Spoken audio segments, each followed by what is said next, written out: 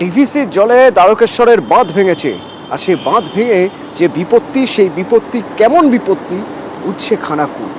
বিদ্যুৎ নেই, পানীয় জল নেই, জলের তলায় গ্রামের অধিকাংশ বাড়ি। এখান থেকে আমার সহকর্মী রুমেলা আমার সঙ্গে রয়েছে। রুমেলা, দেখতে পাচ্ছি কিভাবে আছেন মানুষ?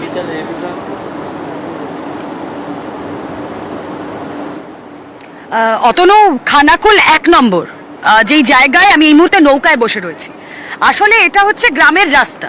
এই খানাকুল 1 নম্বরের মানুষ তারা এই রাস্তা দিয়ে যাতায়াত করতেন, কিন্তু তুমি ছবিটা দেখো, তুমি দেখে বুঝতে পারবে না, আমাদের দর্শকরাও দেখে বুঝতে পারবেন না যে এটা আসলে রাস্তা নাকি কোনো জলাশয়। মনে হচ্ছে কোনো নদী থেকে বেরোনো কোনো এক শাখা নদী, একটা ছোট্টখাটো হ্রদ দেখে মনে হতেই পারে, এবং সেটা হওয়াটাই স্বাভাবিক। তার কারণ দামোদর ভ্যালি কর্পোরেশন থেকে ছাড়া জলে গত 3 দিন ধরে এরকমই অবস্থা। খানাকুল 1, খানাকুল 2, অতনু আমরা এই জায়গায় পৌঁছতে পেরেছি, কিন্তু এমনও জায়গা রয়েছে যেখানে পৌঁছানো সম্ভবই নয়। সাধারণ মানুষ সেখান থেকে ত্রাণ শিবিরে গিয়ে আশ্রয় নিয়েছেন। আমার সহকর্মী অসিত যে ছবিটা দেখাচ্ছে, একটি বাড়ির ছবি আমরা দেখাচ্ছি, সেই বাড়িটার একতলা একেবারে ডুবে গিয়েছে। একতলা ডুবে গিয়েছে, ফলত তারা বাড়ির ছাদে, যাদের দোতলা আছে সেই দোতলায় গিয়ে তারা থাকছেন। আর একটু ভেতরে যখন আমরা গিয়েছিলাম এই নৌকা করেই, এখানকার একমাত্র মোড অফ ট্রান্সপোর্ট তাই এখন, নৌকা করে যখন গিয়েছি সেখানে গিয়ে দেখছি এক একটা বাড়ির কি করুণ দৃশ্য, যেখানে গোটা বাড়ির একতলা ডুবে গিয়েছে, রান্নাঘর ডুবে গিয়েছে, ঘরের মধ্যে থাকা আসবাবপত্র বলে আর কিছু বাকি নেই, তারা অন্যত্র আশ্রয় নিয়েছে। এভাবে তাদের দিন গুজরান শুধু কিন্তু এই বছর নয়, বছর তাদের এভাবেই দিন গুজরান হয়, কিন্তু এই বছর আলাদা একটাই বিষয়, তা হলো ডিভিসি প্রত্যেকবার যে পরিমাণে জল ছাড়ে এবার তার থেকে অনেক বেশি পরিমাণে জল ছেড়েছে। না হলে অন্ততপক্ষে খানাকুল 1 নম্বরের অবস্থাটা ঠিক এরকম হয় না। এই কাছেই রয়েছে বাজার, সাধারণ মানুষ আসছেন দিনের বেলা যতটা পারছেন, কেউ কেউ নৌকায় করে এসে তাদের নিত্য প্রয়োজনীয় জিনিস তুলে নিয়ে যাচ্ছেন। আরও একটা সমস্যার কথা বলে শেষ করব, যে এই জলের মধ্যে দিয়ে কোনোভাবেই কিন্তু ত্রাণ পৌঁছে দেওয়া সম্ভব হচ্ছে না। ত্রাণ দিতে প্রশাসনের তরফ থেকে সকলেই আসছেন, সকলেই সচেষ্ট, সেদিকে নজর রাখছেন, কিন্তু এই জল পেরিয়ে ত্রাণ পৌঁছে দেওয়াও তাদের কাছে সত্যি কষ্টসাধ্য হয়ে উঠছে। অতনু, ধন্যবাদ রুমেলা। এই হচ্ছে অবস্থা খানাকুলের। খানাকুল 1 নম্বর থেকে রুমেলা সরাসরি আমার সঙ্গে, রুমেলা এবং অসিত এরা দুজন ছিল এবং দেখাচ্ছিল যে মানুষ কিভাবে সেখানে রয়েছে।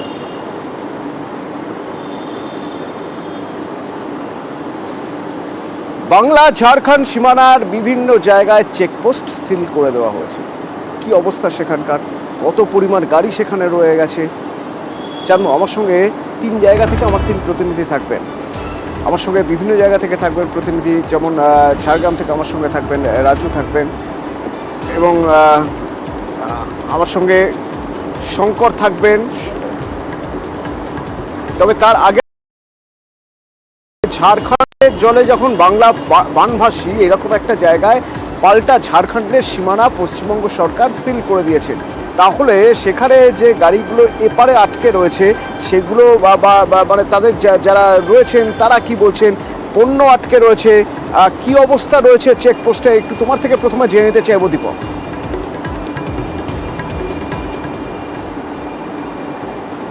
দেখো, একেবারে যত সময় গড়াচ্ছে তত কিন্তু পণ্যবাহী লরির সংখ্যা 19 নম্বর জাতীয় সড়কে বেড়ে যাচ্ছে। গতকাল সন্ধ্যে 6টার সময় বর্ডার সিল করে দেওয়া হয় 19 নম্বর জাতীয় সড়ক, গুরুত্বপূর্ণ রাস্তা। সেই রাস্তাতে সারি সারি লরি দাঁড়িয়ে রয়েছে, ইতিমধ্যেই সময় গড়াচ্ছে, এবং ঘটনাস্থলে কুলটির বিজেপি বিধায়ক ডক্টর অজয় পোদ্দার আসেন এবং পুলিশের সঙ্গে কথাও বলেন। এছাড়াও কিন্তু ঝাড়খণ্ড সরকারের পক্ষ থেকে ধানবাদ জেলা প্রশাসন দফায় দফায় সীমানায় এসে পরে বৈঠক করেছেন কি এই সমস্যা তাড়াতাড়ি কেটে যাক। কারণ হচ্ছে ঝাড়খণ্ডে লম্বা লাইন পণ্যবাহী লরির, এবং লরি চালকরা সমস্যায় পড়েছে। কারণ হচ্ছে কাঁচা মাল আছে লরিতে, সেই মাল নষ্ট হয়ে যাওয়ার আশঙ্কা করছে লরি চালকরা। তাই এই সমস্যা দ্রুত কেটে যাক এই আবেদন করছেন তিনি রাজ্য সরকারেরও কাছে এবং পুলিশ প্রশাসনের কাছে। কারণ হচ্ছে কি এই নো এন্ট্রি ক্যাম্প।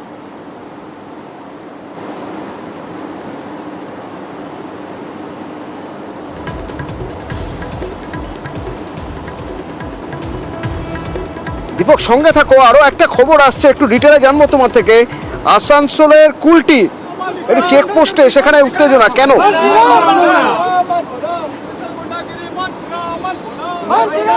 ডুবুরডিহি চেকপোস্ট। একেবারে ঘটনার খবর পেয়ে আজ দুপুরে কুলটির বিজেপি একেবারে ঘটনার খবর পেয়ে কুলটির বিজেপি বিধায়ক ডক্টর অজয় পোদ্দার তিনি আসেন এবং লরি চালকদের সঙ্গে প্রথমে কথা বলেন কি তারা কি সমস্যার মধ্যে পড়েছে, কেন তাদেরকে আটকে রাখা হয়েছে ঝাড়খণ্ড সীমান্তে।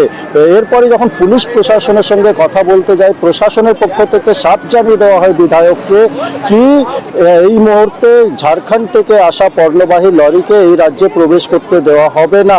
কারণ জানাতে চাইছে পুলিশ কি যে দক্ষিণবঙ্গে বন্যা পরিস্থিতি এবং একাধিক জাতীয় সড়ক রাজ্য সড়ক জলমগ্ন, কিন্তু বিধায়ক পাল্টা পুলিশের উপরে চেপে ধরেন এবং পুলিশকে গাড়ি ছাড়তে এই মুহূর্তে বলেন, কিন্তু পুলিশ না ছাড়তে চাইলে জোর করে লরি চালকদেরকে বলে কি গাড়ি সেই জাতীয় সীমান্ত থেকে বার করে নিয়ে যাওয়ার জন্য।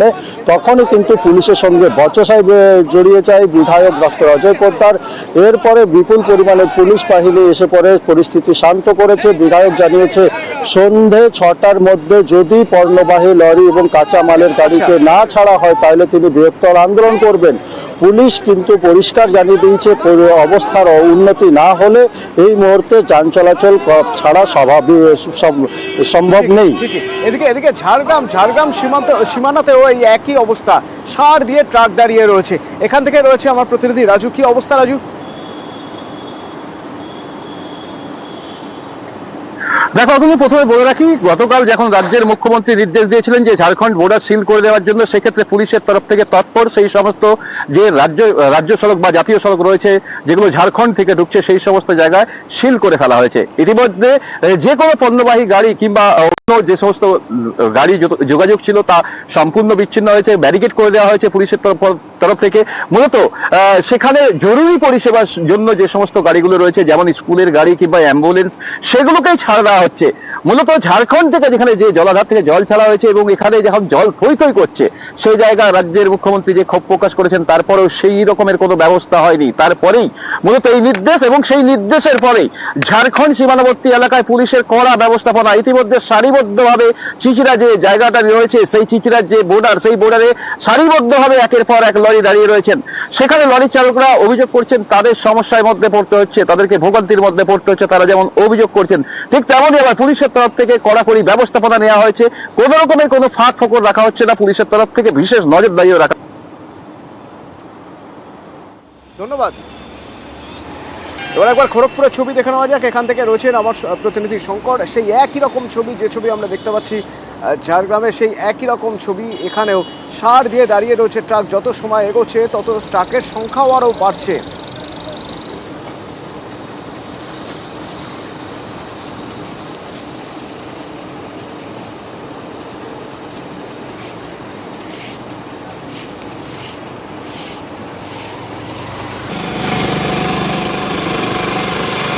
ঝাড়গ্রাম হোক বা মেদিনীপুর, বিভিন্ন জায়গায়, খড়গপুরেও একই অবস্থা। জাতীয় সড়কে সারি সারি ট্রাক আর লরি দাঁড়িয়ে রয়েছে। তার কারণ ঝাড়খণ্ডের জলে যেহেতু বানভাসী বাংলা, তাই পাল্টা ঝাড়খণ্ড সীমানা সিল করে দিয়েছে পশ্চিমবঙ্গ সরকার।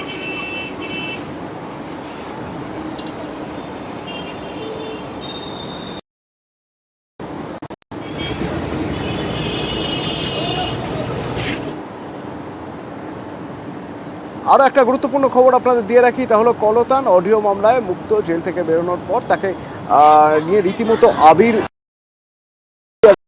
গতকাল পুলিশ হেফাজত, আগামীকালই তার পুলিশ হেফাজতের মেয়াদ শেষ হওয়ার কথা ছিল, তার আগে আজই মুক্তি। তার কারণ গতকালই জামিন মঞ্জুর হয়েছে এই সিপিআইএম যুব নেতার। 500 টাকার ব্যক্তিগত বন্ডে হাইকোর্ট জামিন দিয়েছে। এর আগে ভাইরাল অডিও মামলায় গত শনিবার গ্রেপ্তার হয়েছিলেন কলতান, আর তারপর আজ মুক্তি। থানার বাইরে লাল আবিরে উচ্ছ্বাস। এটা একটা ষড়যন্ত্র, সে তো স্পষ্টই বোঝা যাচ্ছে।